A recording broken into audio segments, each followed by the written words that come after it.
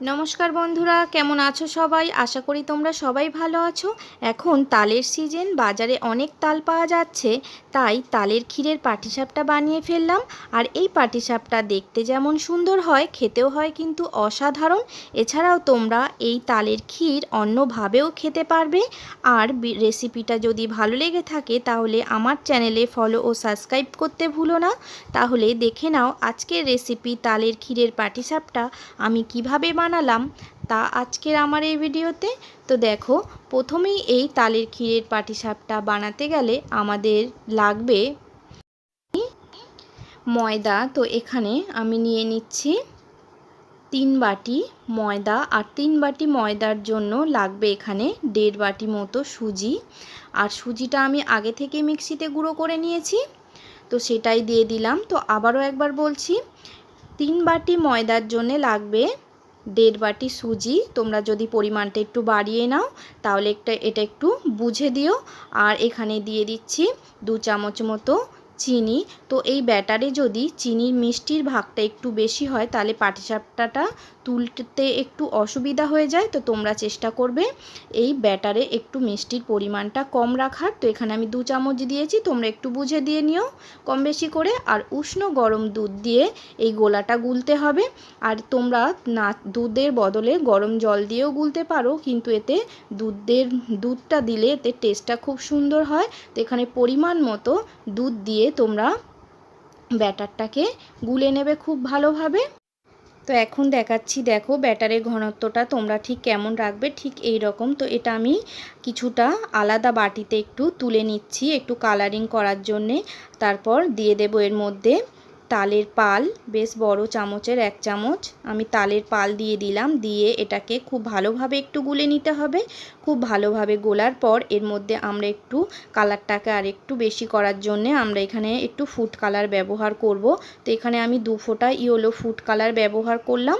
তোমরা চাইলে কিন্তু নাই করতে পারো, তাতে পাটিসাপটার পুরের বা পাটিসাপটার কোনো টেস্টের অদল বদল হবে না। তো এখন আমরা তালের ক্ষীরটা বানিয়ে নেব। তার জন্য কিছুটা দুধ দিয়ে দিলাম কড়াইতে, আর এটাকে একটু জাল করে দুধটাকে একটু ঘন করে নিতে হবে। তো দেখো একটু ঘন হয়ে গেছে দুধটা। এখন এর মধ্যে একটু টেস্টটা বাড়ানোর জন্য দিয়ে দেব আর একটু গুঁড়ো দুধ। দিয়ে এটাকে একটু খুব ভালোভাবে এই দুধের সাথে মিশিয়ে নিতে হবে। তো যখন খুব ভালোভাবে দুধের সাথে মিশে যাবে তখন আমি একটা নারকেল কুড়িয়ে রেখেছিলাম, তো সেই নারকেলটাই দিয়ে দেব। দিয়ে কিছুক্ষণ একটু রান্না করে নিতে হবে গ্যাসটা কমিয়ে কমিয়ে।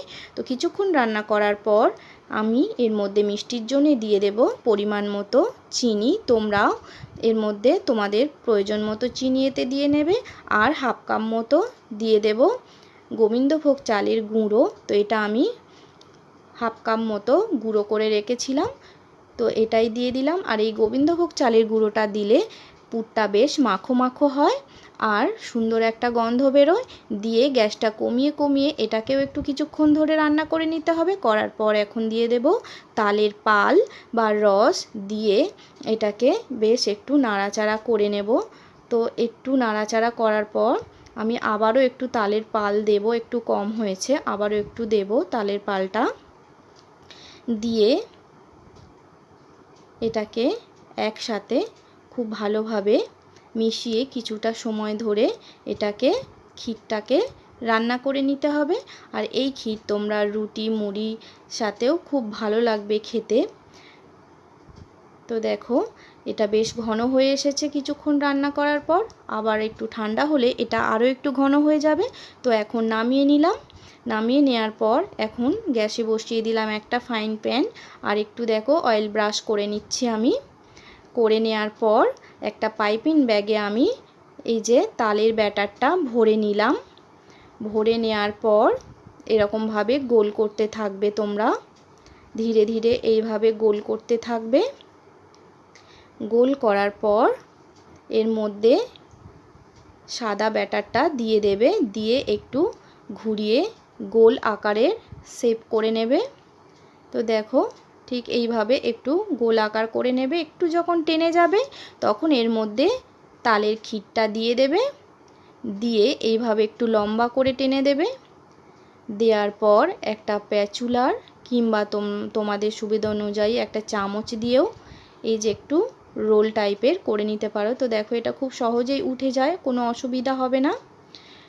ফ্রাইং প্যানটা বেশ ভালোভাবে গরম করে নেবে তেলটা, তারপর এটা দিলে কোনো তুলতে অসুবিধা হবে না। এরকম একটা প্যাচুলার কিংবা একটা চামচের সাহায্যে খুব সহজেই এটা উঠে আসবে।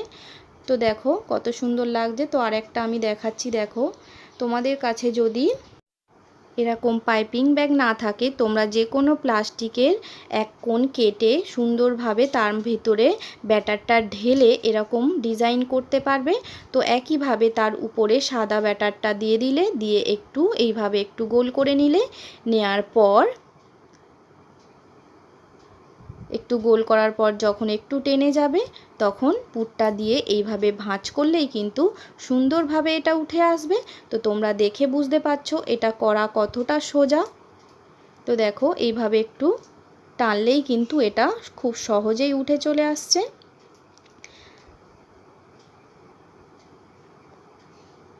তো দেখো এখন এটাকে আমি আলাদা একটা প্লেটে সার্ভ করে নিচ্ছি। তো দেখো তোমরা দেখেই বুঝতে পারছো। তো দেখো বন্ধুরা, আমার ক্ষীরের তালের পাটিসাপটা কিন্তু একদম রেডি। তোমরা এটাকে অবশ্যই বাড়িতে একবার ট্রাই করে দেখো, আর ভালো লাগলে লাইক কমেন্ট করে এটাকে শেয়ার করে দিও।